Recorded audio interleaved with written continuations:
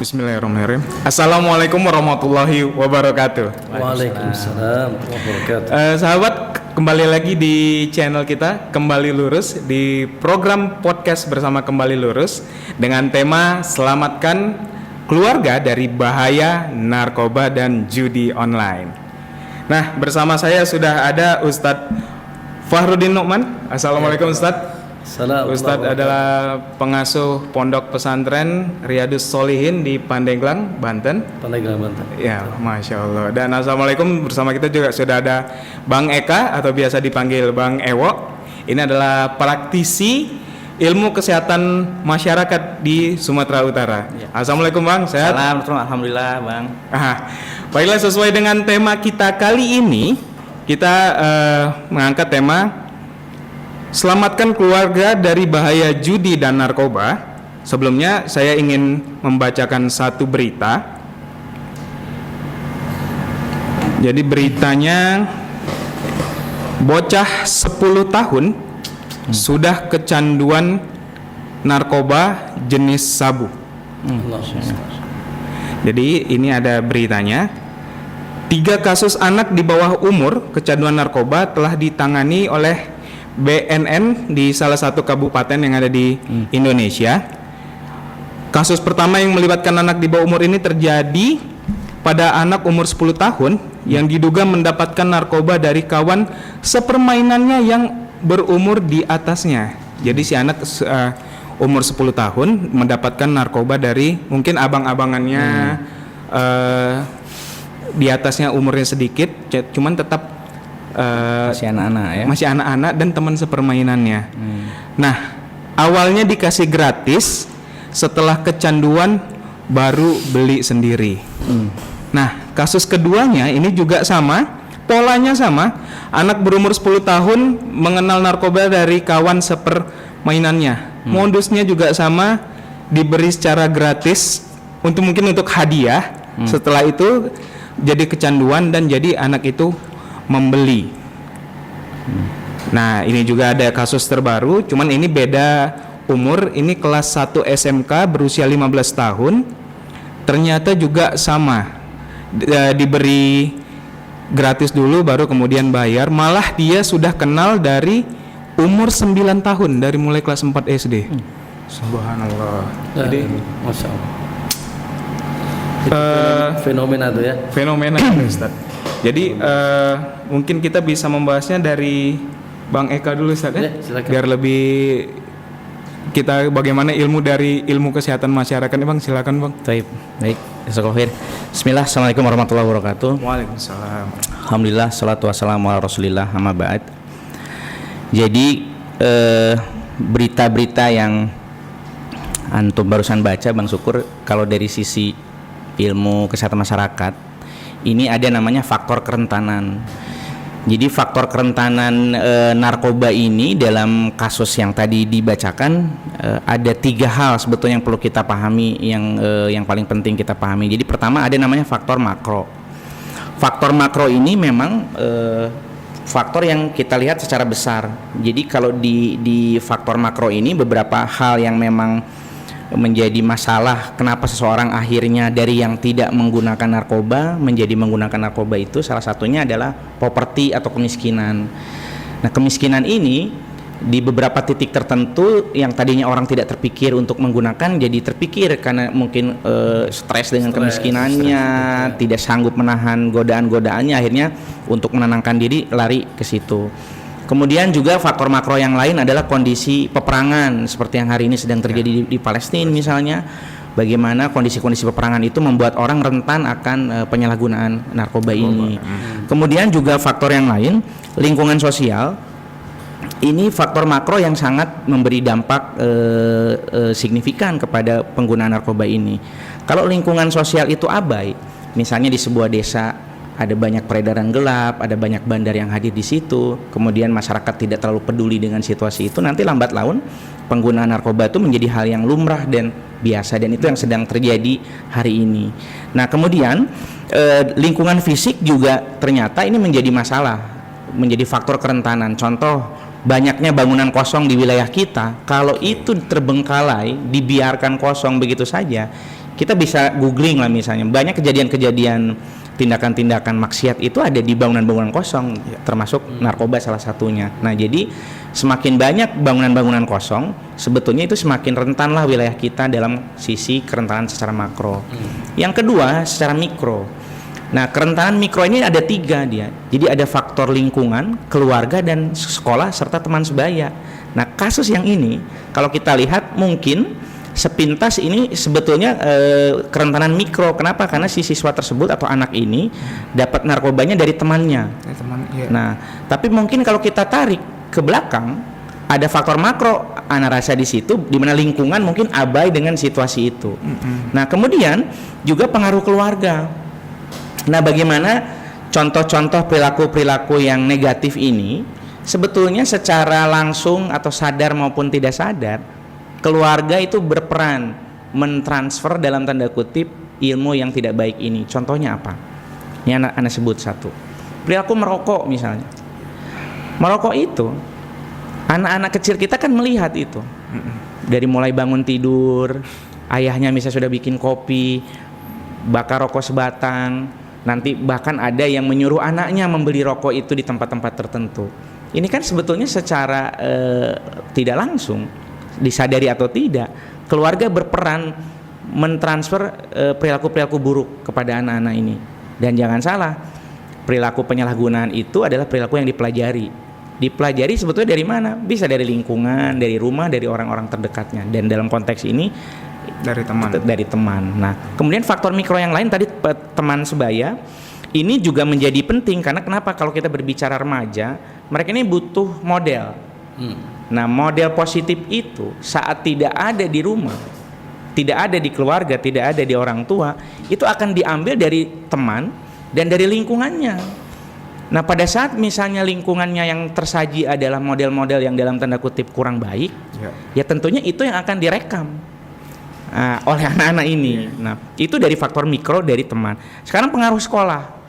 Nah, ini juga dalam hal ini memilih sekolah juga harus kita perhatikan, karena ternyata kerentanan penggunaan narkoba ini muncul di sekolah. Bagaimana peredaran gelap bahkan ada di beberapa titik sekolah tertentu di wilayah kita ini juga ada di situ peredarannya. Bagaimana sekolah itu berdiri di tengah-tengah kawasan yang hotspot lah, katakan seperti itu. Jadi resiko itu menghadirkan kerentanan kepada anak-anak ini. Nah, kemudian satu lagi di dalam kerentanan ini ada namanya kerentanan genetik. Jadi penggunaan narkoba ini sebetulnya 90% itu diturunkan secara genetis. Jadi misalnya ada genetisnya secara penelitian nih. Nah, jadi misalnya contoh kalau misalnya anak punya latar belakang pengguna narkoba, itu ada 99,9% kemungkinan anak-anak punya kerentanan untuk menjadi pengguna, karena gennya ada di situ. Nah, tapi ada yang secara persentasi nilainya kecil, memang hanya 1% saja. Tetapi faktor itu signifikan mempengaruhi jadi tidaknya anak dalam kerentanan narkoba ini apa? Pola asuh, lingkungan tumbuh kembang, lingkungan dia bergaul, dan pertemanannya. Nah, jadi kalaulah kita punya 99 turunan, tapi yang 4 hal ini yang 1% tadi bagus, insya Allah ini tidak terjadi.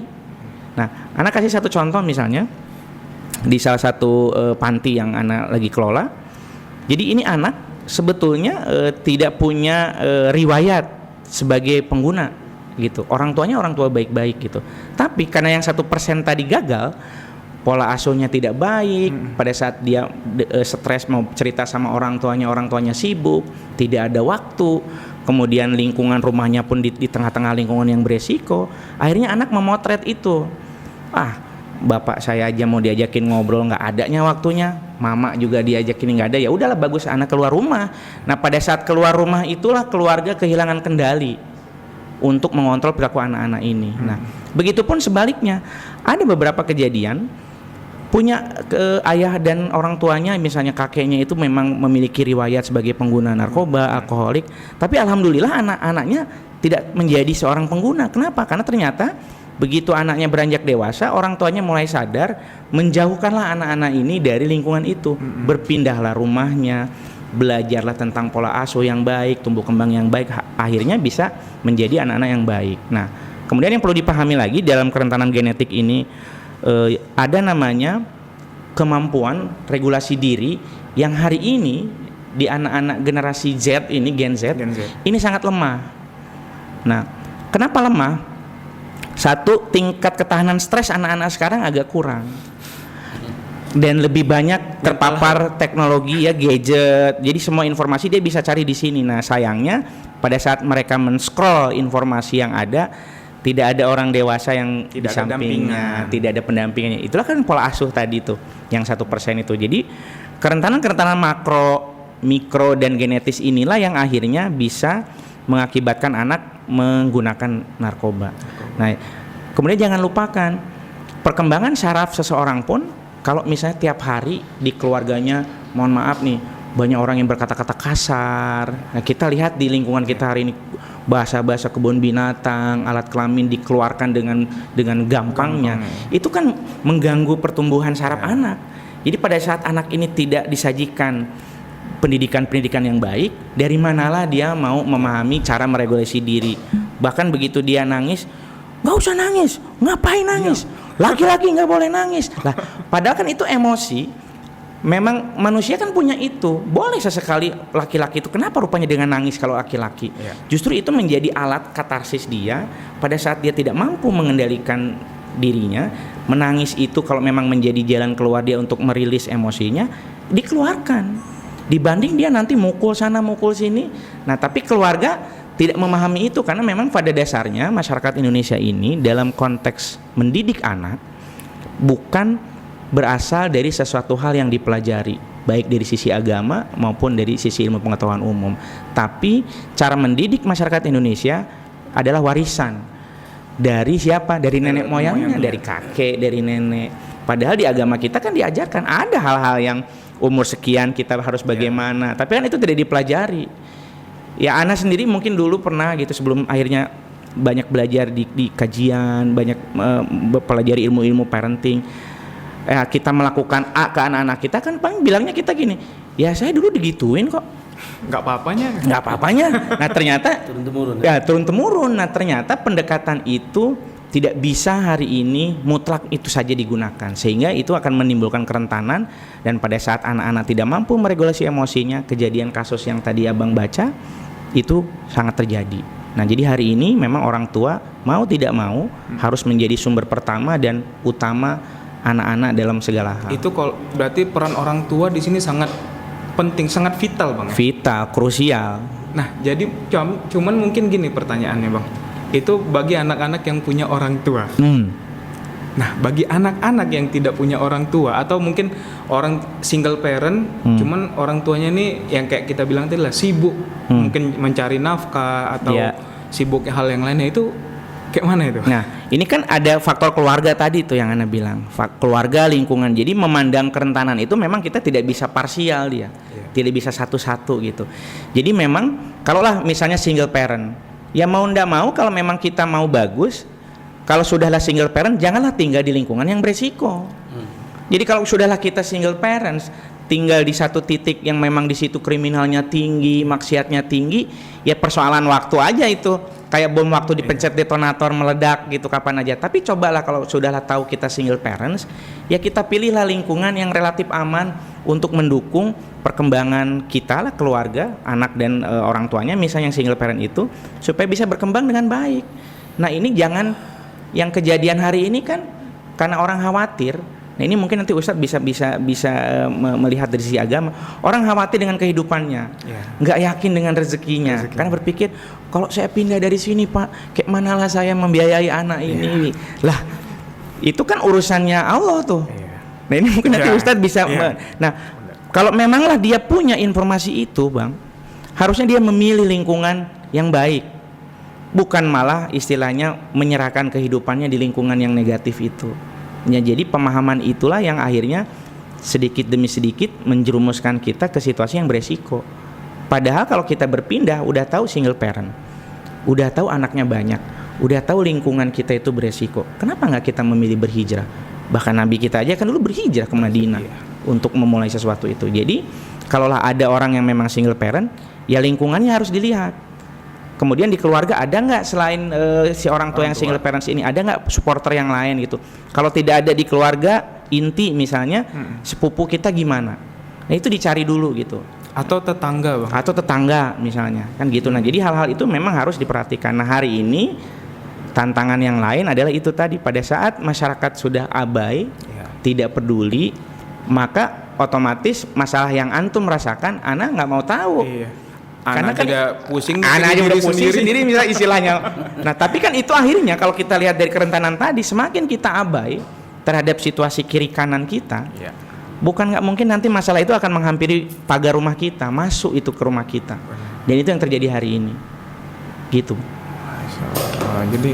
Jadi banyak faktor dari Bang, dari mulai keluarga, dari lingkungan, sampai tempat kosong aja itu bisa jadi masalah untuk lingkungan, Bang. Betul. Nah, untuk dari sisi agama, Ustaz, tafadhol, Ustaz. Masyaallah. Bismillahirrahmanirrahim. Assalamualaikum warahmatullahi wabarakatuh. Waalaikumsalam. Alhamdulillah, wassalatu wassalamu ala Rasulillah wa ala alihi wa sahabati ajmain, amma ba'd. Masyaallah, ini pagi yang berkah nih. Iya, Ustaz. Ketemu dengan teman-teman saleh. Allahu akbar. Alhamdulillah, ini bagian daripada anugerah Allah secara khusus kepada kita, di mana memang tugas kita ya, sepanjang masa bagaimana kita menjadi penerus perjuangan dakwah Nabi SAW. Ya. Dalam surat Al-A'raf ayat 157 Allah katakan, di antara tugas Nabi itu ya'muruhum bil ma'ruf wa yanhahum 'anil munkar. Ya. Kita senantiasa terus mengajak manusia kepada yang ma'ruf, kepada kebaikan, dan mencegah mereka dari yang mungkar. Terus lanjutkan ayatnya, wa yuhillul lahumut thayyibat, dan menjelaskan kepada mereka, menghalalkan kepada mereka yang thayyib, bang thayyib tuh. Wa yuharrimu alaihimul khaba'ith, dan mengharamkan dan menjelaskan kepada mereka yang khabith. Allahu akbar. Alhamdulillah, hari ini obrolan kita ya, semoga kita menjadi penerus perjuangan Rasulullah SAW yang senantiasa menginginkan kebaikan untuk umat ini. Sifat Allah adalah Rahim, sayang kepada hambanya. Innallaha kana bikum rahima. Allah tuh sayang banget sama kalian. Cuma sayang kalian disayang nggak mau. Gitu.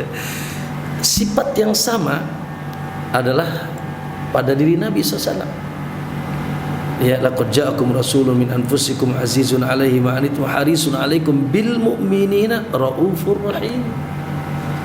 Sungguh telah datang seorang rasul, di ujung ayat, bil mu'minina, kepada orang yang beriman, sangat rauf, sangat rahim, sangat lembut dan sangat rahim.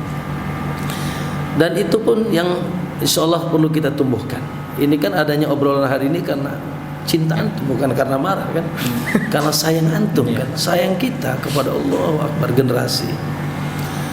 Ada dua sisi memang. Pertama, sisi sunatullah yang harus kita ketahui.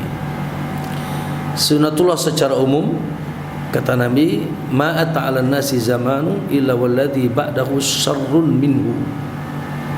Ini tidak bisa terelakkan, susah memang. Tapi ya, apa kata Nabi? Tidak datang satu masa ya, kecuali masa yang setelahnya lebih buruk. Ini sekarang nih, kita nih akhir zaman apa mepet zaman? Udah mulai mepet zaman. Antum tahu permulaan akhir zaman itu Rasulullah diutus. Nih, ini dekat apa yang ini yang dekat? Dekat ya kan? Kata Nabi sallallahu alaihi wasallam, ana wa sa'atu kahatain. Antara diutusnya aku dengan kiamat kayak gini nih. Dekat. Ini diutusnya Nabi udah akhir zaman. Makanya disebut Nabi akhir zaman kan. Udah 14 abad deh. Mepet zaman ya. Sementara kata Nabi, tidak datang satu masa kecuali masa setelahnya lebih buruk. Ini adalah sinyal-sinyal dari Nabi. Bukan Nabi mengabarkan untuk membuat kita ya sudah gimana lagi lah. Ya, sementara kita harus selamat di setiap zaman. Ya. Karena kita semuanya gimana? Rabbana atina fid dunya. Iya kan gitu kan? Di dunia pengen hasanah, di akhirat hasanah. Tapi kondisinya memang dari sisi kondisi ya, secara umum, secara khusus, subhanallah, dalam hadis dikeluarkan Imam At-Tabarani dari jalan Anas bin Malik, kata Anas begini, ala uhadditsukum bi haditsin sami'tuhu anin nabiy sallallahu alaihi wasallam la uhadditsukum bihi ahadun min ba'di. Mau tidak aku kabarkan satu hadis kepada kalian yang pernah aku dengar dari Nabi, aku tidak akan ceritakan hadis ini setelah ini kecuali kepada kalian. Apa itu?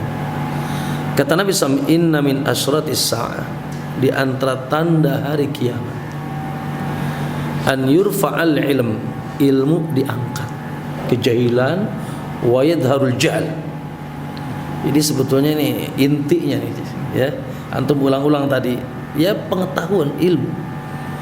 Diangkatnya ilmu maksudnya ilmu agama ya, wa yadharul jahl, sehingga kejahilan merajalela. Lo kalau sudah ilmu yang merupakan cahaya petunjuk, baiklin jiwa, yuzakkihim wa yu'allimuhumul kitabul hikmah, kata Allah. Allah sucikan mereka dengan diajarkan, ditaklimkan Quran dan Sunnah. Ini sudah mulai punah ya, tidak dikenal di tengah masyarakat, di tengah umat.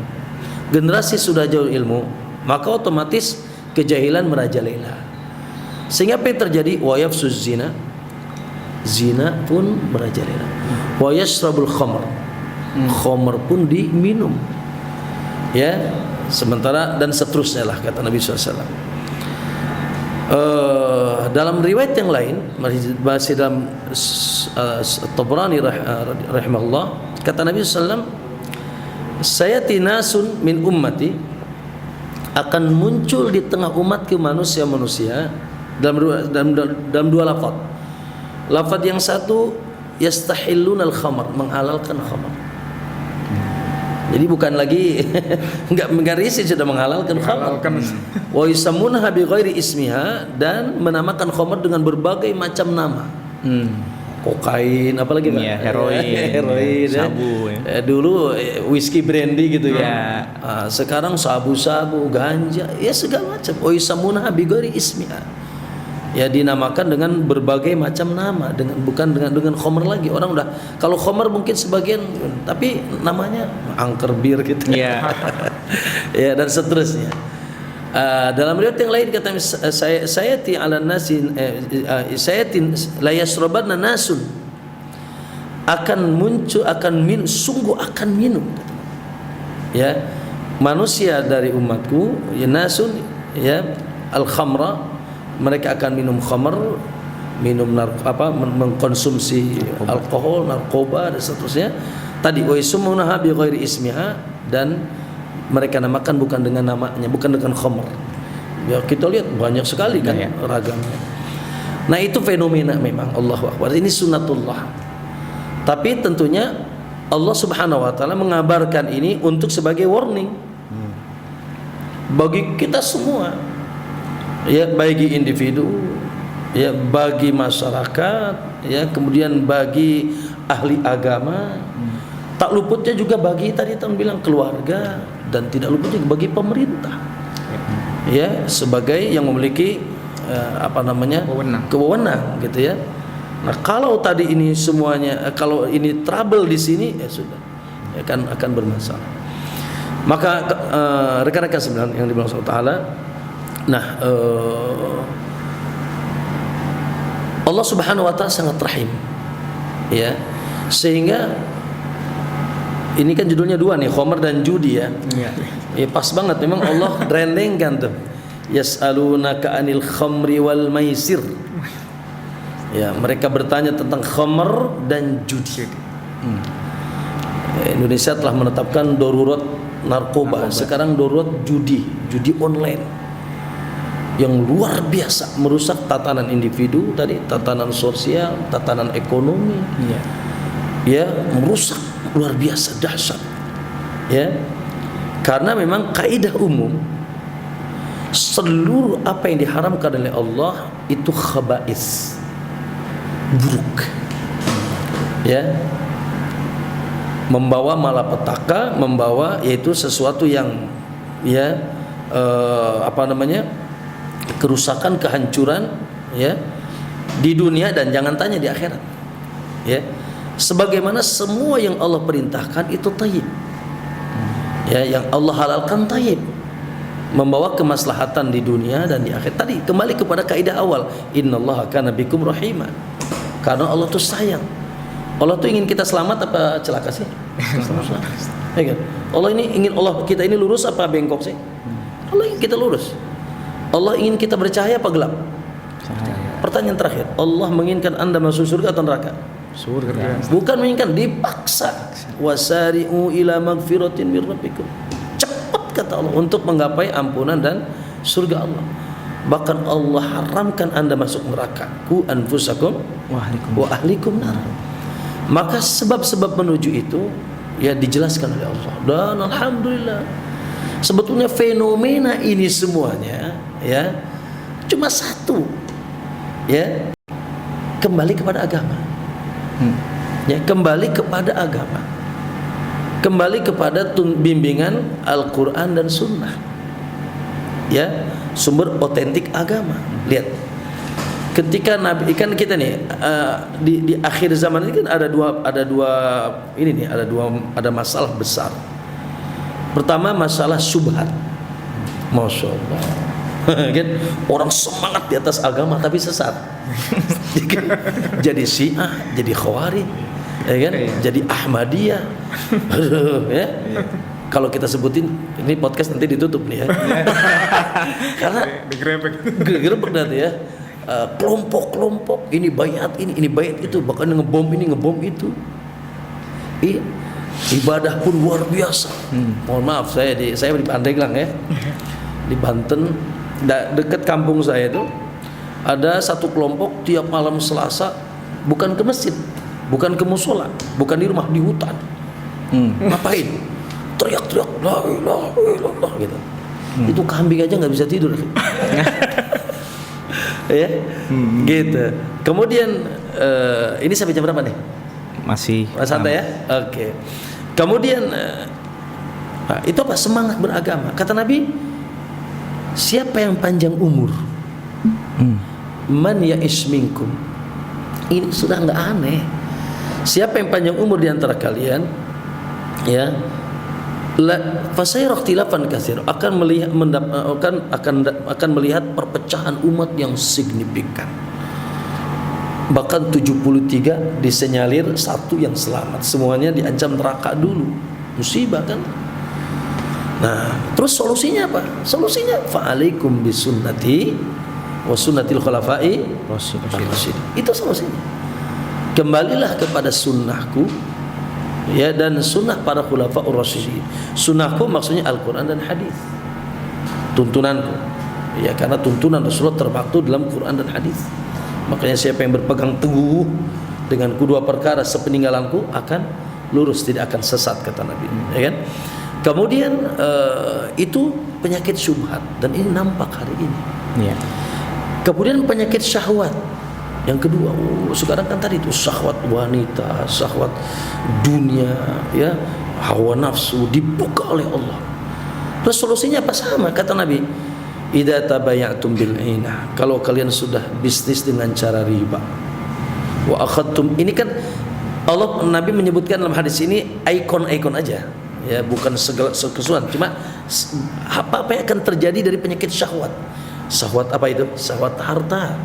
Idza tabayatum bil ainah, bukan hanya inah, judi. Sekarang kan bisnis narkoba, berapa duit mas? Miliar, iya. Kita bisnis jengkol lah, sebab pete, berapa duit kan gitu. Ini bisnis narkoba 1 gram berapa mas?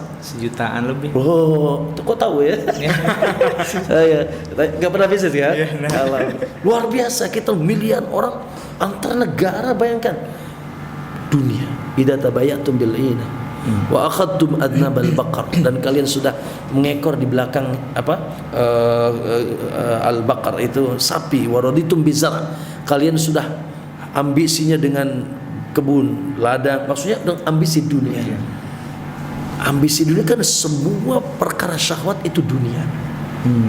Maaf, kemaluan, perut, tahta. Wih, sekarang lihat. Iya, iya. Antum koalisi siapa nih ya? Nggak tahu kita koalisi siapa nih. Luar biasa, kan? Ada kepentingan dunia masuk, nggak ada, ya ngapain? Kan gitu. Dunia saja. Nah, terus sallallahu alaikum dullan, kata Allah. Allah akan menimpakan kehinaan ke tengah kalian. La yantazi'uhu, tidak akan dicabut kehinaan itu hatta yarji'u ila dinikum, sampai kembali kepada agama kalian. Subhanallah. Kaum muslimin rahimakumullah, terkait dengan khamar ini, begitu terang benderang, namun yang terang benderang ini jadi samar. Ya, makanya ini mungkin tadi sosialisasi kesehatan masyarakatnya harus gencar. Bagaimana khamar itu, termasuk judi itu, yang membawa dampak sosial yang sangat buruk, kesehatan, ya, dan lain sebagainya. Ya kan, anak baca tadi pagi BNN ya, itu memutus saraf ini, saraf itu. Ya Allah, kasihan, 10 tahun sudah khamar, musibah. Makanya orang minum khamar kan ngomongnya asal ya terputus sarafnya. Ya, gitu. Kayak orang gila sudah kan. Nauzubillah. Ayol ikhwan rahimakumullah, ya. Maka ya ini penanaman yang paling pertama tauhid, akidah, keimanan kepada Allah. Ya, masyarakat kita kurang cinta Allah, kurang takut sama Allah, kurang mengagungkan Allah. Tauhid, ya. Karena kalau sudah, kan kenapa sih mereka minum khamar? Kenapa zina? Kenapa sih mereka judi? Nabi mengatakan la yazni zani hina yazi wa huwa mu'min. Tidaklah berzina seseorang ketika berzina, kemudian mencuri, korupsi, begal. Tidak juga yasrabul khamar hina yasrabuha, tidaklah meminum khamar ketika minumnya, illa wa huwa mu'min, kecuali dalam keadaan imannya rusak. Rasa cinta, rasa takut, ya. Nah, ini asas. Makanya kan tauhid itu adalah asasuddin. Pak ikhwan, ahlu tauhid yang imannya kuat kepada Allah, jangan tanya salat subuh jam 3 udah bangun. Jangan tanya zina, ya, lihat cewek nundukin pandangan. Ya kan? Jangan tanya korupsi, ada uang di rumahnya nggak jelas dia nggak ambil. Takut sama Allah SWT. Ini yang Masya Allah, ya. Nah, ini nanti PR semuanya nih. Ya, termasuk PR adalah pemerintah kita. Ya, nantilah ya. Kemudian yang kedua yaitu ya, dipahamkan kepada mereka tentang tadi dari sisi agama dahsyatnya khamar. Makanya khamar itu, ya, lihat, mohon maaf ya, ini masih ada waktu masih ya, dikit ya. Lihat ikhwan, dalam surat Al-Maidah 91 Allah sudah jentrek. Kalau kita baca tuh, dari 2 ayat itu ada 10 sebab khamar haram dan judi. 10 dalil pengharaman dalam 1 ayat. Dalam 2 ayat. Apa ayatnya? Saya antum sering dengar ya. Qala Allah azza wa jalla, ya ayyuhalladzina amanu, kita dipanggil alhamdulillah. Ya, kata Ibnu Mas'ud, kalau Allah bilang ya ayyuhalladzina amanu, segera telinga konsentrasikan. Karena antara perintah atau larangan, ya. Innamal khamru wal maisiru, sesungguhnya khamar dan judi, wal ansab wal azlam, ya, dan memberikan sesajen hewan nyembelih buat patung-patung, maksudnya syirik, kesyirikan, wal azlam, dan mengundi nasib. Lihat sekarang satu nih, khamar, maisir, azlam, ansab dan azlam. Ansab sepakat bahwasanya dalam agama kita itu kesyirikan, mempersembahkan sesembelihan untuk berhala. Lihat direndengkan, innamal khamru wal maisir wal ansab wal azlam. Kenapa direndengkan? Karena sejenis, maksudnya diharamkan, perbuatan dosa yang sangat besar. Ya, satu. Yang kedua, Allah katakan rijsun, najis. 2. Satu, direndengkan dengan ansab, ya, yang sudah jelas dalam agama kita itu kesyirikan besar, memberikan sesajen kepada patung-patung, ya. Rijs, najis. Allah katakan najis. Yang ketiga, min amali syaitan. Ya, min amali syaitan. Dan ini perbuatan syaitan. Ya, dan memang syaitan luar biasa. Lihat, bayangkan, kamuflase setan kan hebat. Bayangkan Nabi Adam suruh muakan apa saja di surga. Saya ingin tanya, trouble pertama dalam trouble yang dilakukan oleh Adam itu apa? Keyakinan apa makanan? Makanan. Ya, gitu. Dikamuflase sama setan. Bahkan dia bersumpah, aku bersumpah ini nih. Makanya kita sering dengar buah khuldi, bukan buah khuldi. Itulah kamuflase setan. Ala aduluka ala syajaratul khuldi la yabla. Mau tidak aku kabarkan kau pohon yang akan mengekalkan engkau di surga. Engkau tidak akan kekal kau di surga kalau makan pohon ini. Bahkan wa qasamahuma, aku bersumpah ini lakum malaminan nasihin, aku tuh penasehat utama kalian, gubrak. Dibuat kamu plase yang buruk menjadi indah. Min amali syaitan. 3. Fajtanibuh, tinggalkan. Ijtanibuh, tinggalkan. Allah jangan bukan bilang maaf, bukan tinggalkan. Fajtanibuh, jauhi, maaf. Allah tidak mengatakan tinggalkan, tapi jauhi. Jangan antum makan. Dekat aja enggak boleh. Fajtanibuh, jauhi. Makanya bab zina, wala taqrabu zina. Deketi, ya kan? Jangan deketin. Fajtanibuh. Ya, lalu kata Allah, la'allakum tuflihun, agar kalian bahagia. Berarti kalau ngedekati bahkan makan, kalian akan celaka. 5. Itu ayat yang pertama. Innamal khamru wal maisir wal ansabul azlam rijsun min amali syaitan fajtanibuh la'allakum tuflihun, agar kalian bahagia. Berarti kalau tidak, celaka. Kemudian dalam ayat yang lain, ya innama yuridu syaitanu an yuqi'a bainakum. Masih, karena ini sebetulnya propaganda setan. Kembali diulang lagi. Innama syaitanu, sesungguhnya syaitan, yuridu, ingin, an yuqi'a, ingin menimpakan di tengah kalian al adawata, permusuhan. Nampak kan? Ya, kalau sudah minum khamar selesai. Sudah judi kalah gimana? Selesai. Ya kan? Al adawata wal bagdo, permusuhan dan bagdo dan kebencian. Ya, nanti akan saya sebutkan satu hadis. Ikhwan, khamr ini, khususnya khamr ya, narkoba ya, diistilahkan oleh Nabi ummul khaba'is, ibu semua perbuatan khabis. Dalam riwayat yang lain ummul fawahish, al khamru ummul fawahish. Khamr itu ibu semua perbuatan keji. Makanya katanya man yashrabuha, siapa yang meminumnya, waqa'a ala ummihi wa khalatihi wa amatihi wa amatihi wa khalatihi wa amatihi wa khalatihi. Kalau dia minum bisa menzinahi ibunya sendiri,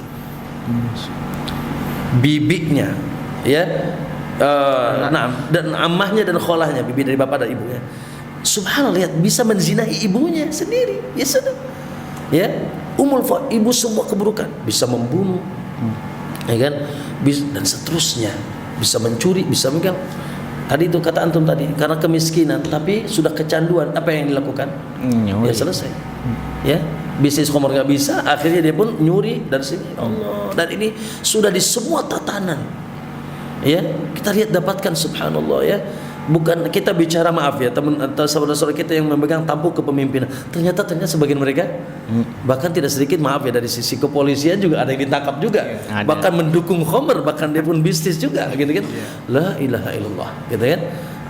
Jangan tanya rakyatnya, ya. Kemudian ya, lanjutkan kata Allah wal baghdha, ya inna yuridu syaitan ayyukum bainal adawati wal baghdha fil khamri wa yasuddakum an sabilillah, an dzikrillah, dan menghalangi kalian dari mengingat Allah.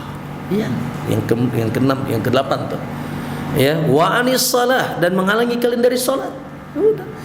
Orang kalau sudah minum khamr baru ingat Allah. Ingat dia. Kenapa? Karena coba antum tanya. Coba buka bab fikih. Semua bab fikih, salat, puasa, zakat, apa? Syarat salat. Akal, ya kan? Kalau enggak berakal, gila atau masih kecil, belum wajib. Sekarang dia rusak akalnya. Ya, makanya akal itu bagian daripada 5 perkara primer yang wajib dijaga. Ya, keturunan, akal, harta, jiwa, dan Nah, ada lima uang wajib ya. Nah, akal salah satunya. Ya bagaimana mau mengingat Allah? Makanya kan di antara kan termenan pengharaman khamar itu, ya, termen yang ketiganya, ya ayyuhalladzina amanu la taqrabus sholata wa antum sukara. Jangan kalian dekati salat dalam keadaan kalian mabuk. Karena memang khamar ini dulu kan memang luar biasa. Jangan Abu Jahal, ya, Abu Ubaidah bin Jarrah, Abu Hurairah, Abu Dujana. Ada hadis dalam riwayat Anas bin Malik. Ya, Anas bin Malik bercerita, kami itu dulu lagi bagiin cangkir khamr nih. Karena itu ngegelek setiap hari, ngeplay setiap hari, ya itu kebiasaan sahabat dulu. Ya, aku lagi bagikan ke yang lain, ya, ke Abu Ubaidah, Abu Dujana, Abu Tolha, ya, kemudian Anas bercerita. Tiba-tiba, nah dikala itu turun ayat innamal khamru wal maisir. Tiba-tiba ada yang memanggil, ala innal khamra qad hurimat, ala innal khamra qad hurimat. Khamr sudah diminum, ya. Maka subhanallah, masya Allah para sahabat, ketika dengar khamr sudah diharamkan, Umar sudah diharamkan, subhanallah, semua apa yang di depan mereka pecahkan, mereka masukin tangan ke mereka, mulut mereka muntahkan, sampai ya jalan-jalan kota Madinah banjir dengan khamr. Begitulah para sahabat dahulu, ya. Maka ini kemudian apa tadi kata Allah, menghalangi dari mengingat Allah, mengingat dari salat. Terakhir Allah kata, fahal antum muntahun, mau pada berhenti enggak?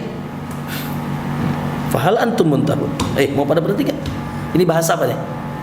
Bahasa apa? Ancam. Fahal antum muntahun, mau berhenti enggak kalian? Di awal la ijtanibu, jauhi. Ya, kalau kalian sudah terjerumus, mau berhenti enggak? Ini ancaman dasar. Makanya subhanallah ayol ikhwan, masya Allah, perlu kita sadarkan masyarakat dengan nih apa-apa yang Allah, ya, apalagi kalau kita dengar mengerikan hadis-hadis Nabi sallallahu alaihi wasallam. Pertama, di dunia kata Allah melaknat. Ikhwan, dalam hadis yang sahih, Allah melaknat bukan hanya peminum, 10 yang dilaknat. La'anallahu al-khamra fi asrati wujuh. Allah melaknat khamar dalam 10 perkara, dilaknat. 1, ya, dilaknat khamarnya sendiri. Yang kedua peminumnya. Yang ketiga pencucurnya. Wasaqiha, pencucurnya. Yang keempat bai, penjualnya. Wa mubta', pembelinya. Walaupun ente enggak minum tapi ente beli. Ya, wa asiriha, dan pembuatnya. Ya, wa asiriha, dan pembuat, wa mu'tasara, yang dibuat khabar buat ente pesen buatin aneh. Kena juga, dilaknat juga. Ya, wa hamilha, kurir. Aduh, antum pernah aja itu, ya. Jadi bawa mobil itu bir angker, ya. Gitu kan. Wa hamilatun ilaihi, dan orang yang dibawakan khamar kepadanya. Antum jaga toko di mana? Dibawain khamar. Ya, wa samanuha, dan harganya, maksudnya hasil penjualannya dilaknat. Ya, dilaknat, lihat semua tidak ditinggalkan sama Nabi, dilaknat semua. Ditutup bab khamr itu oleh agama kita, ya. Sehingga kata Nabi SAW, ya, di dunia orang yang minum khamr maka tidak akan diterima salatnya 40 hari kalau dia tidak tobat. Na'udzubillah, ya, ditolak ibadahnya oleh Allah. Kemudian dalam apa, saya ingin tanya, khamr itu dosa besar apa dosa kecil? Besar. Oh, jangan tanya, sepakat dosa besar. Salah satu sifat dosa itu disebut besar gimana? Karena ada hukuman di dunia. Contoh, antum membunuh, kisos, ya kan? Zina, rajam kan? Khamr, nah, di zaman Nabi dicambuk 40 kali. Ini pemerintah nyambuk, dicambuk. Di zaman Umar semakin banyak yang minum khamr, dicambuk 80 kali sama Umar. Di zaman sekarang banyaknya berapa tuh kira-kira nyambuknya? Dikasih izin. Iya. Di zaman Umar karena sudah banyak yang melalaikan, meremehkan gitu kan, ditingkatin jadi 80 kali dan ditampakkan di depan manusia, ya. Yang minum khamr diundang, dipukul di depan manusia sebagai efek jerah. Itu hukuman dalam agama kita. Jadi dilaknat, sholatnya nggak diterima. Ya, kemudian ya Allah di akhirat. Nabi SAW, man mata wa fi batnihi, ya, barang siapa yang wafat dan di perutnya ada khamr, mata mitatal jahiliyah, maka dia mati dalam keadaan jahiliyah, seperti matinya orang jahiliyah. Maksudnya dia terancam neraka. Bahkan kata Nabi, ya, man syaribal khamra fid dunya, siapa yang minum khamr di dunia, ya, maka tidak akan minum di akhirat nanti. Maksudnya dia terancam dengan neraka Allah Subhanahu wa taala. Maka ya ikhwah, subhanallah, ini yang tidak sampai, mungkin kurang sampai. Selain faktor-faktor yang tadi, ya, faktor agama adalah faktor yang paling penting. Oleh karena itu subhanallah, ini harus ada kerjasama yang baik. Kerjasama yang paling pertama tentunya adalah pemerintah sebagai yang bertanggung jawab. Makanya kenapa ada hukuman tadi, ya, dan itu dalam manhaj kita Ahlussunnah di atas manhaj salaf, tidak boleh hukuman sifatnya eksekusi kecuali pemerintah. Antum lihat misalkan anak antum nyuri, antum potong tangan, nggak boleh. Nggak boleh persekusi Nggak sendiri. boleh. Iya. Itu hak prerogatif pemerintah. Iya. Nah itu yang pertama, ya, pemerintah. Dan alhamdulillah sebetulnya pemerintah kita secara umum masya Allah, ya, tinggal diinikan lagi. Apalagi masya Allah, kita berdoa saja kapan semoga nanti hukum Allah yang perdatanya gitu kan ditegakkan, dicambuk di depan manusia sebagai efek jerah, ya. Sekarang masukin kemana? LP. Ke LP, di LP jualan lagi. Ya. Bisnis baru. Bisnis baru. Bukan, dia masuk kelas ayam, masuk ketemu kelas kakap. Wah, ini musibah kan gitu. Nah, ini yang pertama kan. Terus yang kedua, itu keluarga tadi, betul. Ya, masyarakat alqu anfusakum wa ahlikum nar. Ini tanggung jawab, ya, keluarga kita untuk, ya, kita jangan berpikir orang lain dulu lah, kita dulu juga sama. Kita jaga keluarga kita dan kita ajak masyarakat untuk menjaga keluarganya. Termasuk adalah tadi betul menjaga siapa sahabatnya, ya, harus betul-betul tahu antum siapa. Jangan-jangan antum jenggotan gini ngaji, ya, ternyata anaknya, maka masya Allah lingkungan itu sangat penting, ya, sangat faktor eksternalnya lingkungan yang sangat penting, ya.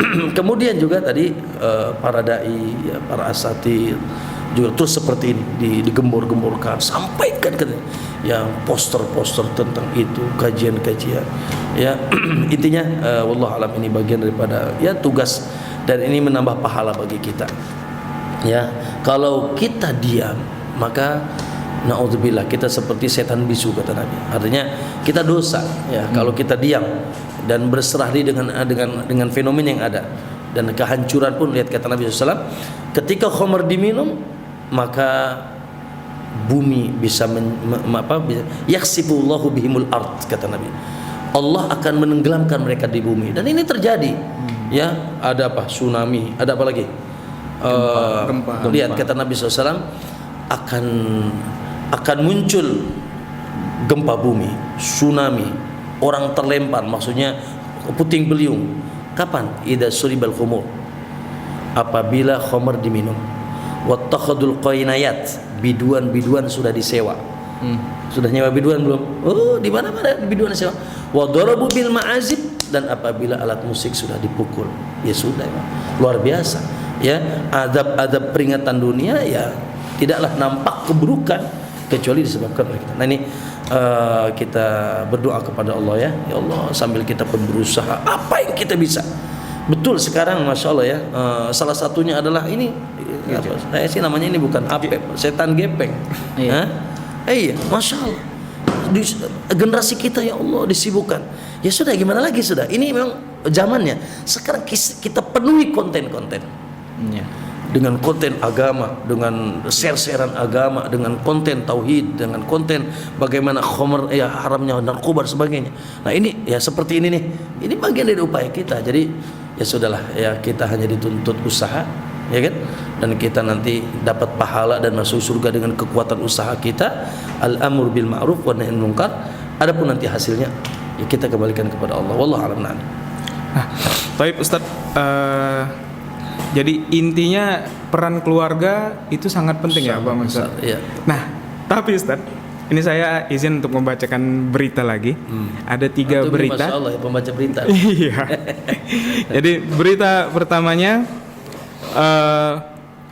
kecanduan judi online bikin ayah satu anak menggadaikan kamera laptop, bukan Ayah. tempatnya sendiri, malah menggadaikan kamera dan laptop tempat dia bekerja karena ingin kalau istilahnya depo. Nah, itu dari ayah.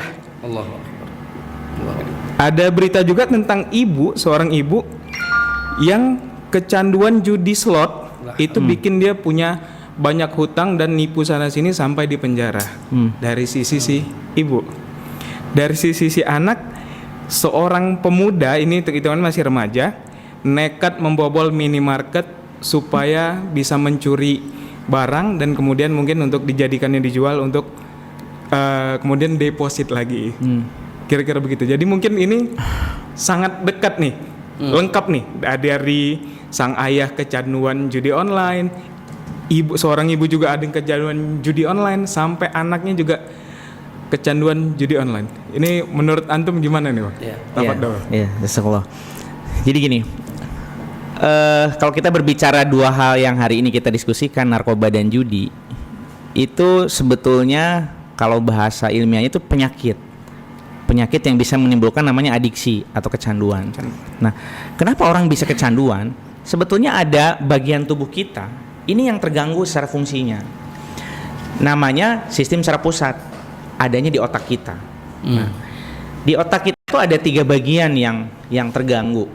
Yang pertama itu adalah namanya batang otak. Jadi batang otak ini dari tengkuk leher kita sampai ke tulang ekor, inilah yang berfungsi untuk mengatur nafas kita.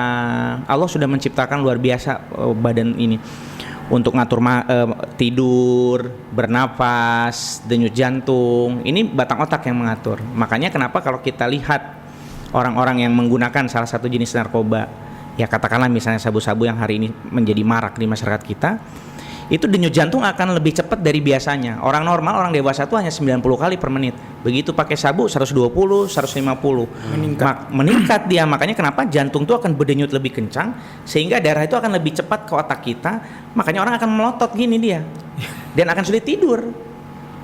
Misalnya contoh yang lain, kafein yang ada di kopi, itu kan zat psikoaktif sebetulnya. Bisa memicu orang berdebar jantung kalau yang nggak biasa minum. Kan nggak tidur-tidur. Nah, bayangkanlah misalnya kita tadi Ustadz sudah nyinggung, pakai 1 gram dia misalnya dalam 1 hari, udah pasti nggak tidur-tidur. Sementara tubuh ini Allah sudah mendesain sedemikian rupa harus ada waktu istirahatnya.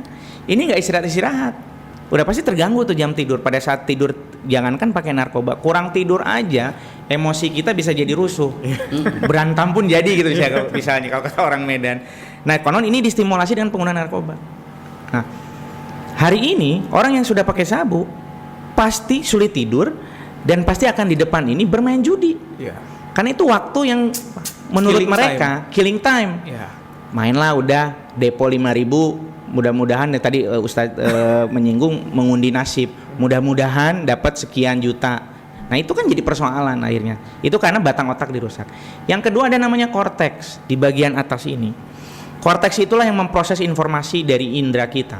Penglihatan, pendengaran, penciuman, perasa, semua diproses oleh korteks ini. Nah, anak kasih satu contoh kasus yang beberapa tahun yang lalu di salah satu wilayah kota Medan, di Skip, ada angkot, Ustadz. Dia nyerobot pintu kereta api, tertubruklah angkotnya, penumpangnya meninggal, 3 orang, supirnya qadarullah selamat. Dites lah oleh BNN hari itu, urinnya positif menggunakan sabu. Nah, Ana tanya nih, kalaulah kita orang normal, kalau mau lewat pintu perlintasan, begitu dengar teng nong, neng nong, berhenti kan? Kenapa berhenti?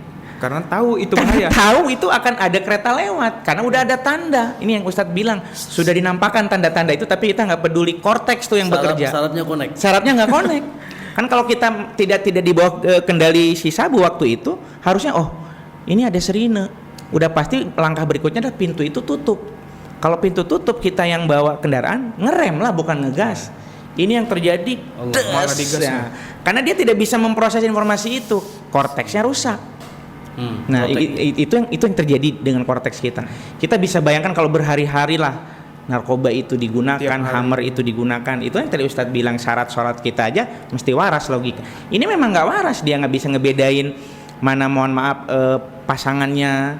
Banyak terjadi perselingkuhan gara-gara setelah menggunakan atau berhubungan dengan orang-orang yang tidak semestinya. Itu kejahilan muncul gara-gara penggunaan ini. Dan judi pun begitu akhirnya. Yang harusnya barang bukan punya dia ambil. Itu korteks tuh yang bekerja, gitu kan. Nah, yang berikutnya, yang ketiga, ada namanya sistem limbik.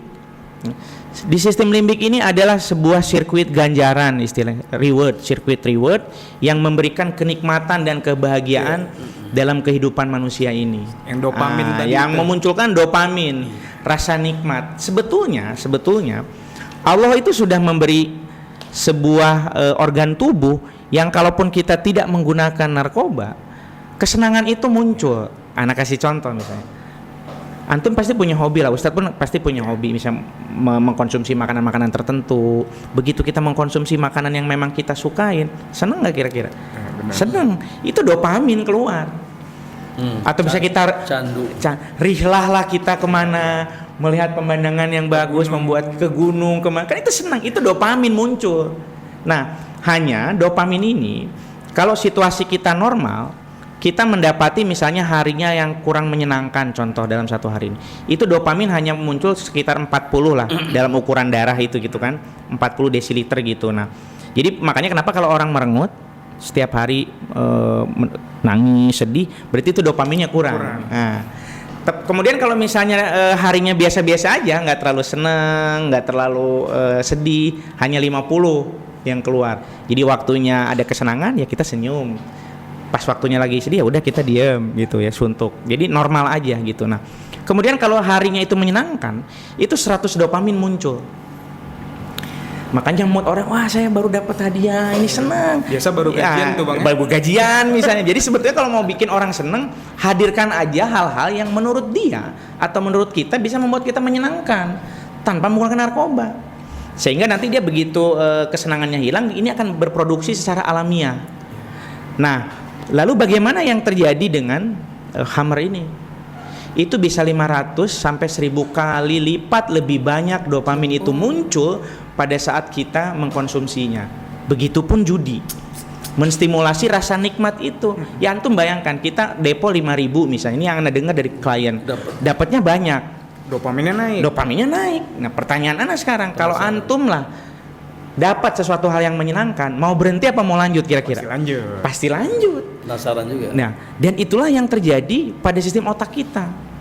Jadi pada saat misalnya kenikmatan itu sudah dihadirkan berulang kali, jangankan berulang kali, sekali aja dihadirkan, itu sama juga kita sedang memencet detonator bom waktu. Tinggal nunggu aja waktunya kita ketergantungan. Kenapa?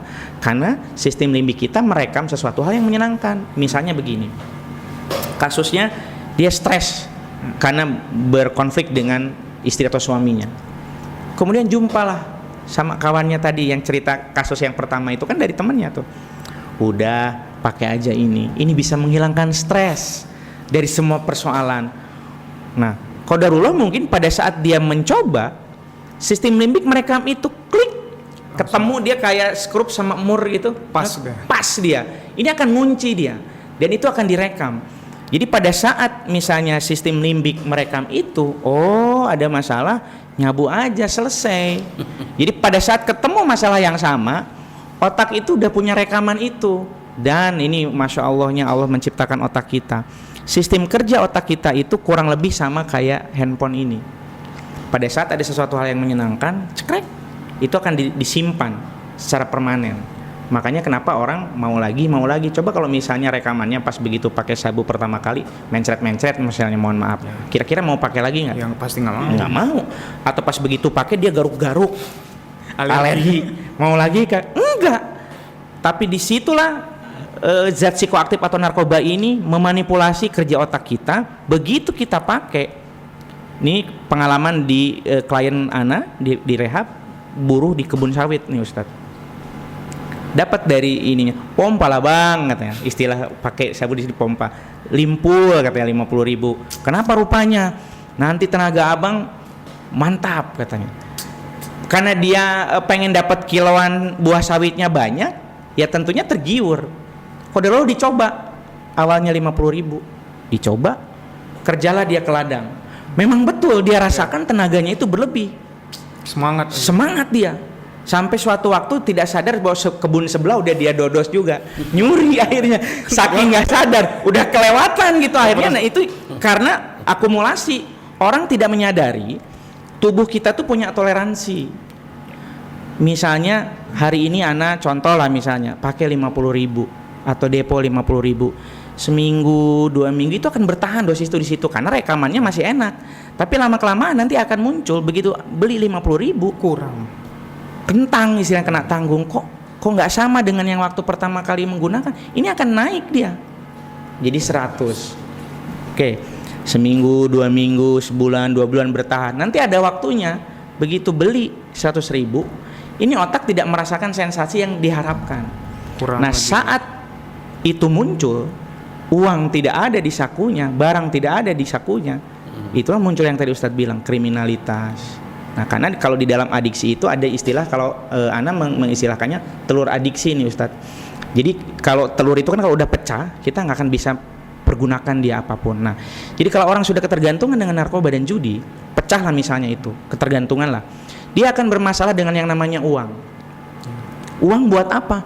Buat beli narkoba dan buat berjudi.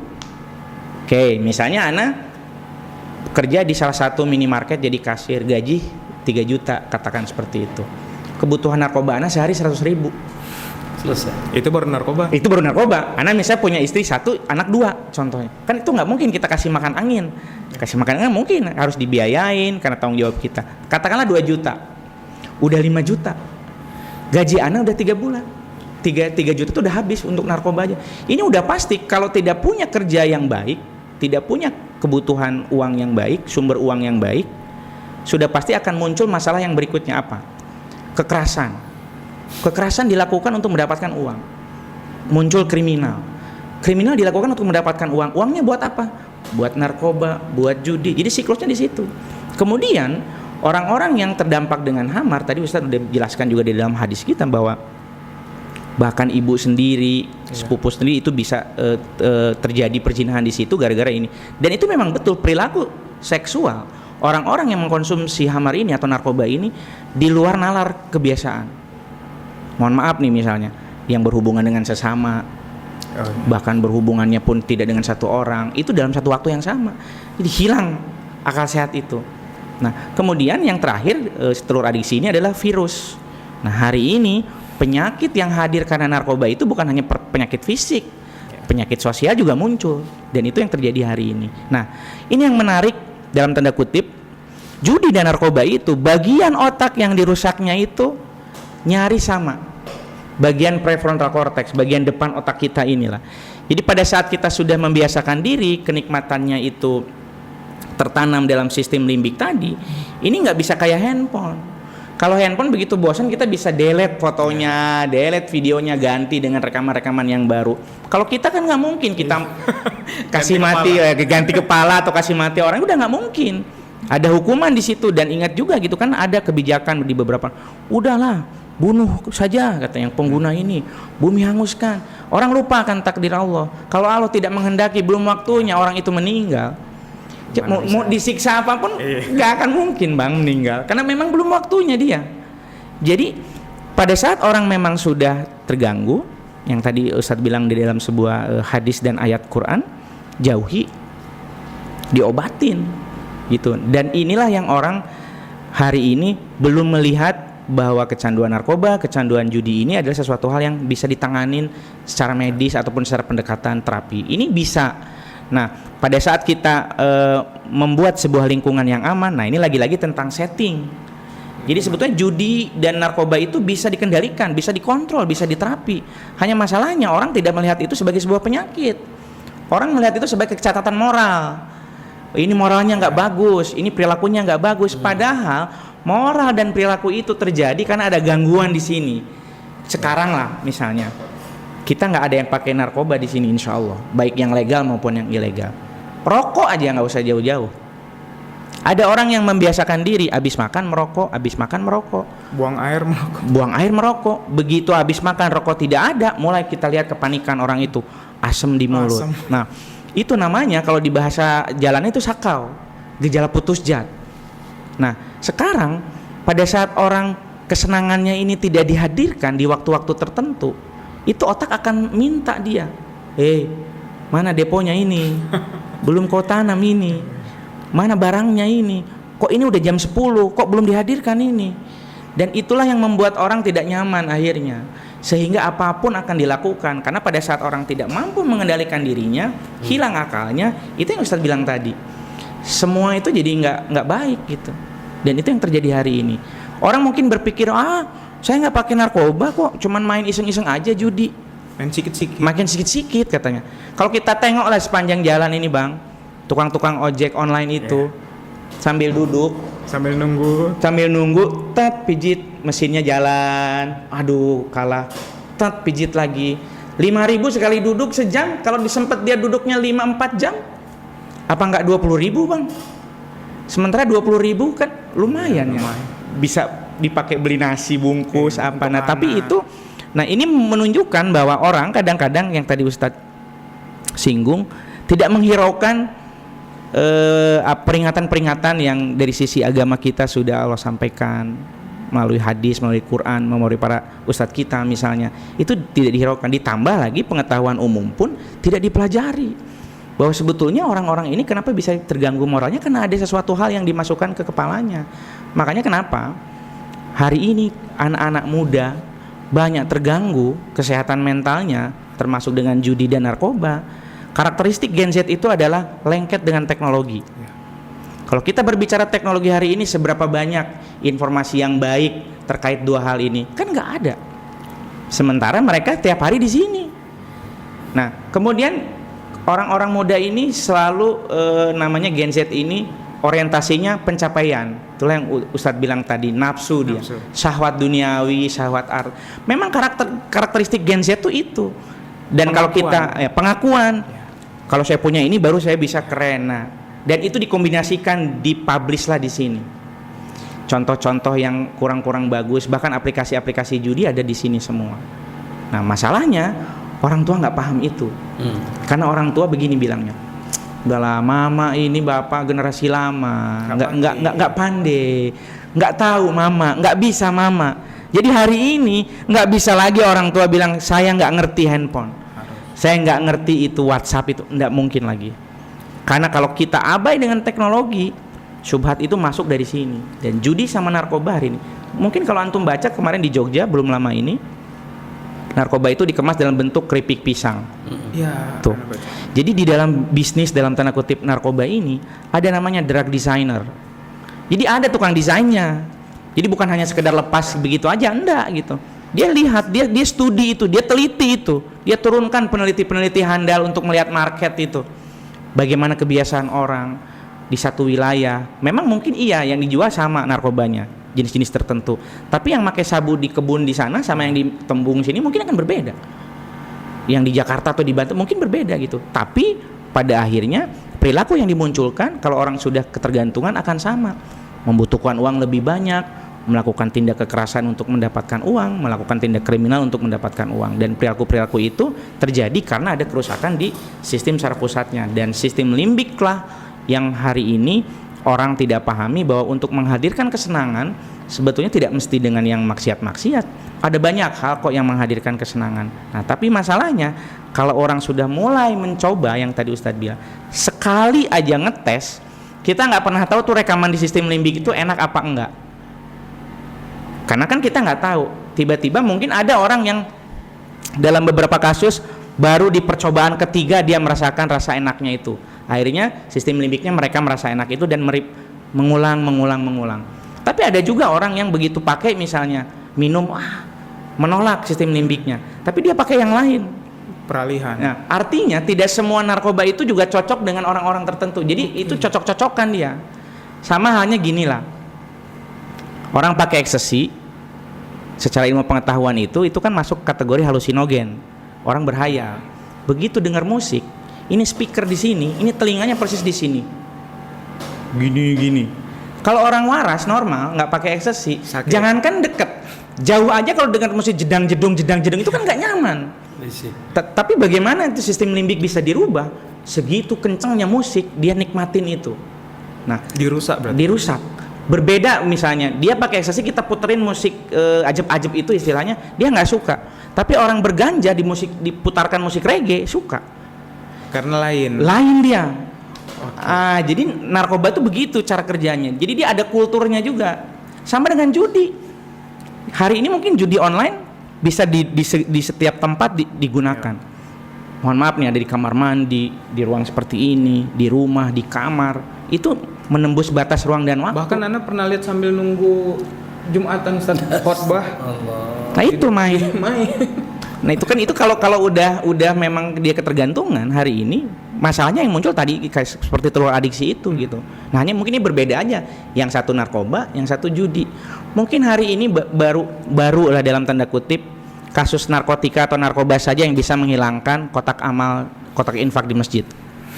Nah, udah banyak kejadian ya sekarang. Belum pernah ada kejadian misalnya orang tawuran menghilangkan kotak infak, belum. Baru kasus narkoba. Hari ini kalau kita tidak waspada dengan judi, bukan nggak mungkin. Bisa.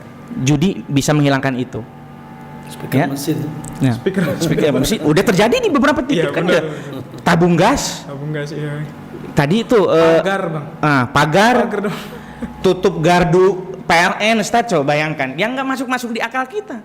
Yang penting bisa dijual gitu. Ini bisa dijual. Nah, jadi itulah paket lah, istilah paket kehidupan orang-orang yang dengan adiksi ini. Nah, jadi pada saat tadi kita berbicara judi dengan keluarga, lagi-lagi di keluarga itu ada anak-anak yang memang mempelajari perilaku kita. Nah, jadi salah satu karakteristik perilaku adiktif ini adalah perilaku yang dipelajari. Jadi hati-hati nih bagi kita semua yang sudah punya anak, punya sepupu-sepupu yang masih kecil-kecil. Perilaku kita tuh harus dijaga memang di depan mereka, karena bisa jadi mungkin kelak di waktu hari, dari mana coba kita lihat orang-orang yang nggak punya latar belakang kedokteran, perawat, bisa ngambil urat untuk nyuntik narkoba, dari mana itu? Atau dari mana misalnya botol aqua itu bisa dibikin kayak bong, Iya. tiba-tiba ada sedotan, Ada bolongan kalau nggak dipelajari. Iya. Dari mana anak-anak SMP SD itu tahu kalau mau merokok kretek di Samsu diurut-urut supaya tembakaunya tidak padat? Iya. Dari mana mereka tahu ngetok-ngetok rokok Marlboro itu supaya padat? Dari mana mereka tahu cara menuangkan bir supaya tidak meluap, busanya itu gelasnya dimiringin, botolnya dimiringin? Kalau nggak dipelajarin. Dan pelajaran itu bisa jadi tidak ada di sini. Langsung.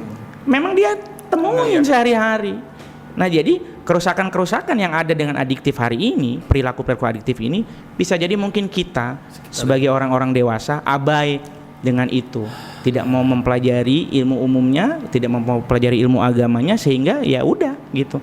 Apa yang mau kita ajarkan selain perilaku negatif kalau pada gitu akhirnya? Dan ini yang terjadi. Mudah-mudahan dengan diskusi kita hari ini, tadi Ustadz sudah memberi pemahaman, kita bisa terbebas dari perilaku-perilaku negatif ini. Mudah-mudahan ini juga jadi pahala untuk kita menyebarkan kebaikan ini. Wallahu a'lam bishawab. Oh, iya. Nah, jadi itu mungkin bisa menjadi tugas kepala keluarga untuk bisa lebih mengawasi keluarganya dari sisi handphone, Ya. dari gadget-gadget, tontonan anak-anak. Ya. Tidak ada alasan untuk kita males lah belajar. Nah, iya.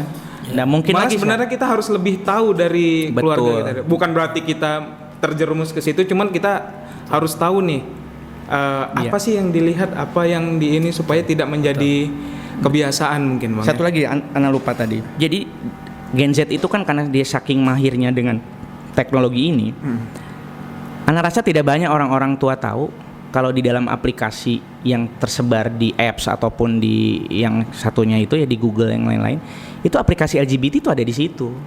Iya. Ada aplikasi khusus Kencan, aplikasi Kencan istilahnya gitu, Anda pernah bukan nama. Jadi itu memang diinstal di sini. Dan udah buka-bukaan, Bang, ya, itu Udah. memang untuk Ya, LGBT. udah LGBT, udah kalau kita masuk di situ, udah pastilah Udah itu. Pasti ngakses istilahnya gitu. Jadi itulah makanya kenapa orang tua kalau sekarang abai dengan teknologi, bukan hanya judi dan narkoba, perilaku yang lain sekarang ada di sini. Dan karakteristik anak-anak Gen Z itu, sini dia. Itu yang kita harus Meniru juga. waspadai, dan itu meniru. Dan yang harus diingat mungkin orang ngiranya selama ini rehabilitasi hanya untuk narkoba, Bang. Iya, Ternyata padahal untuk yang lain. judi, berarti ketergantungan judi juga ada rehabnya ya. Seperti itu, dan itu bisa dikendalikan. Nah, karena memang itu bisa diciptakan lingkungannya, dan ini kalau kayak kita tadi Ustadz bilang bahwa pemerintah dalam hal ini, sebetulnya pemerintah sudah menciptakan banyak perangkat hukum, undang-undang, peraturan-peraturan, bahkan sanksi-sanksi. Nah, tapi kita mungkin yang abai, kurang tertarik untuk mencari informasi itu. Sama aja dengan agama hari ini. Orang udah jelas disuarakan sama Rasul kita, dikabarkan, abai.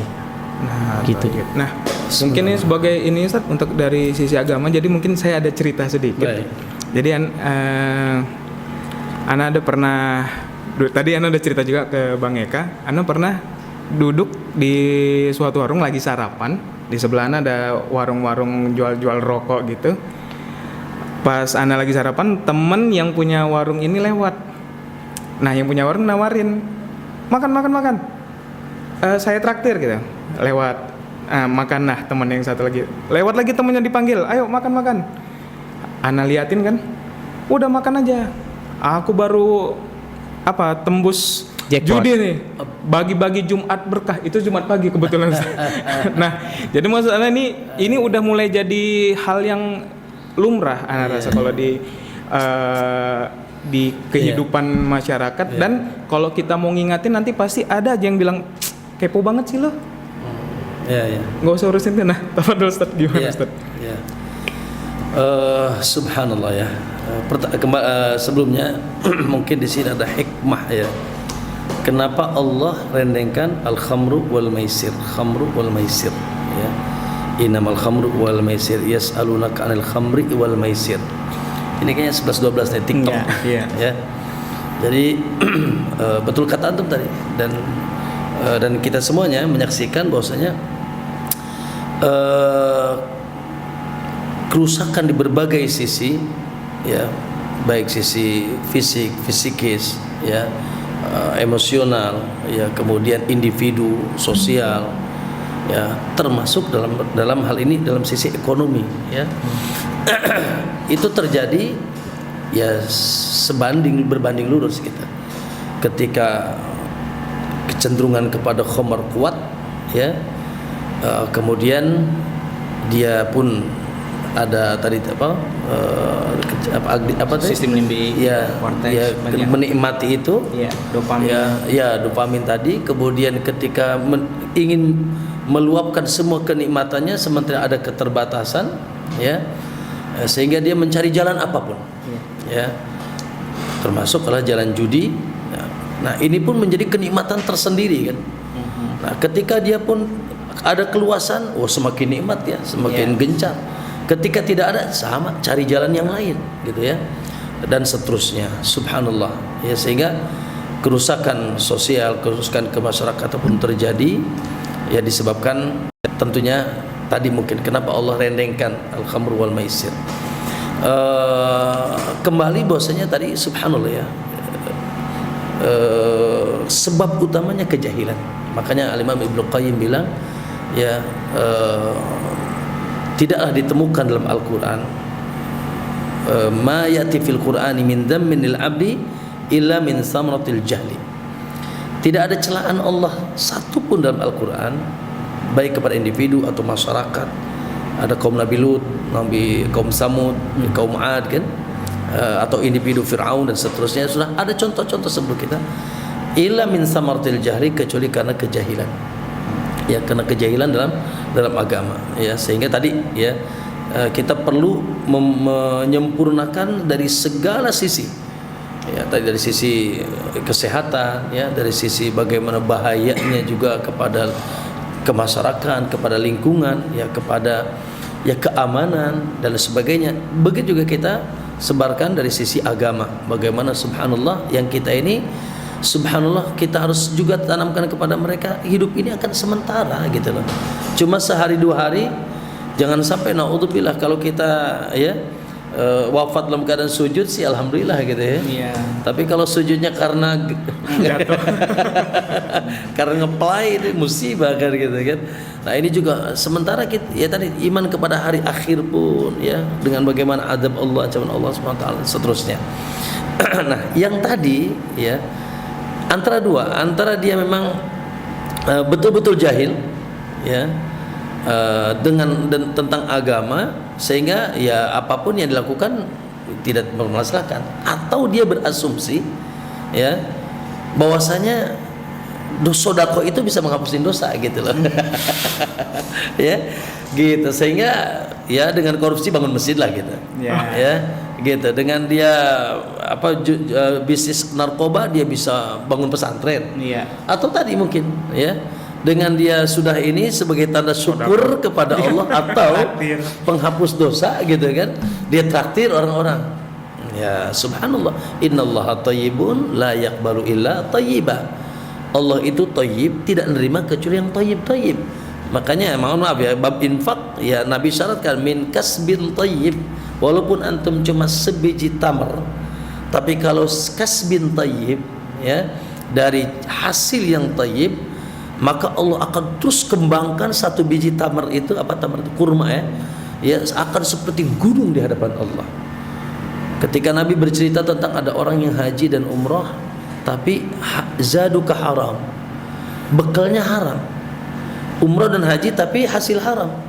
Nah lalu ketika dia di Mekah di sana mengucapkan labbaik Allahumma labbaik, dia bilang kan gitu kan antum semoga dapat umrah semuanya sama haji dia. Antum mengucapkan labbaik Allahumma labbaik, maka dijawab sama Allah, la labbaik wa la sa'daik. Enggak, engkau tidak memenuhi panggilanku dan engkau tidak akan ada kebahagiaan bagimu. Zaduka haram, perbekalan yang kau pakai haram. Ya, maka ini juga satu, kalaupun dia anggap itu sebagian daripada ya tadi tanda syukur, ya betul dia mungkin belajar tentang syukur, dapat nikmat bersyukur ya, atau bisa kan kalau dosa ya kan bisa infak kan gitu kan. Salah satu penghapus dosa kan dengan bersedekah kan, sedekah itu menghapus dosa kata Nabi SAW. Nah mungkin di pemahamannya begitu kan gitu. Jadi antara dua nih, imma dia jahil, benar-benar jahil gitu ya, sehingga menganggap legal semua urusan, atau dia tahu gitu ya bahwasannya ini dosa tapi bisa dihapus. Nah ini kembali kepada pemahaman, sehingga tentunya bagi kita yang mendengar tadi ya antum bayar sendiri. kan Nabi bilang tadi 10 yang diancam, salah satunya samanuha ya, harganya hasil jualnya ya antum ya. Kemudian ya subhanallah, ketika kita kan gini, ingkarul mungkar itu kan ada tahapannya. Bila kata Nabi kalau kau lihat mungkar kau bisa rubah dengan tangan di hari itu ya antum rubah dengan tangannya, dengan kekuatan kita stop gitu kan ya. Tapi kan tidak semua orang ya, apalagi di zaman ini kemungkaran atau pelakunya lebih galak daripada ya yang mengajak kepada kebaikan atau lebih banyak kan gitu, malah di demo kita. gitu. Maka mungkin dengan lisan kita gitu ya, dengan lisan kita ya, itu pun masya Allah dengan lisan pun terkadang kita mencari bahasa yang terbaik ya gitu, kemudian cari kesempatan, nggak mesti hadis saat itu, nggak mesti ya, dengan lisan pun mungkin nggak mesti orangnya yang berbicara, mungkin orang-orang sekitar ya, nanti dia yang memberikan pengaruh. Intinya kita dengan kalaupun misalkan ya Allah itu pun anak kalau ngomong nih pasti gitu kan ya, maka minimal benci ya dalam hati, falyughayyiruhu ya biqalbihi, dengan hatinya, walaupun itu iman ada lemah kata Nabi. Tapi masih mending lah kalau benci aja enggak ya kata Nabi, tidak ada iman di hatinya gitu kan. Maka ya subhanallah, kembali lagi luar biasa memang subhanallah masyarakat kita ini kasihan ya, jauh dari pemahaman, jauh dari keimanan, jauh dari agama ya sehingga masjid pun kosong, kajian-kajian ilmu masya Allah, kalau dibuka konser A konser B berapapun dibayar kan, tapi kajian ustadz aduh gitu gratis. Padahal ustadz gajinya surat Al-Ikhlas kan. Gitu ya, begitulah ini. Tapi fenomena ini sekali lagi tidak boleh membuat kita pesimis ya, justru harus lebih tertantang ya untuk kita terus menebarkan kebaikan. Apa yang bisa, mohon maaf ya punten, dengan izin Allah, bukan saya tapi teman-teman lah di sana Kita punya pengajian masyarakat. Sekarang ada komunitas, contoh ojek mengaji. Komunitas ojek mengaji, lalu kita dikasih semangat. Kita belikan apa itu? Rompinya, terus bla bla dan seterusnya ya. Dengan izin Allah, masa pelan-pelan, itu prosesnya lama itu. Sebelumnya sering kita kasih sembako, kita berikan ya hadiah bla bla bla bla bla. Lama hatinya sudah mulai gitu terambil sama kita. Bagaimana kalau kita ngaji nih? Kita bikin perhimpunan ojek mengaji. Masa sekarang tuh di sana di pesantren sudah sekitar 200 sampai 250. Itu baru satu tempat. Kita akan kembangkan ke yang lain. Tapi Masya Allah, tadinya ya Allah adzan ya lewat aja. Sekarang Masya Allah adzan mereka ke masjid, apalagi pakai rompi ojek mengaji. Jadi dakwah juga gitu kan.